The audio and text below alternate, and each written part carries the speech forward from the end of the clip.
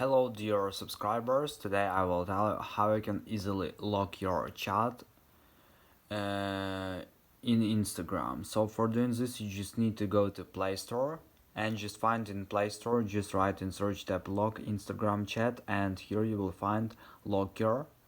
So just tap on install and just wait until it will successfully download and install this app on your phone, and you will be able for using this on your phone.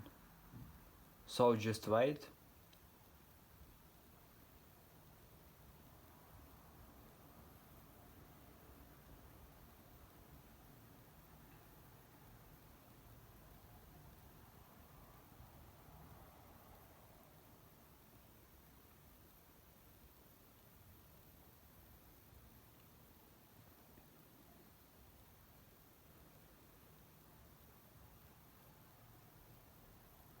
So after it will install on your phone, this app, you just need to open sign in with your account Instagram and just choose chat you want to lock.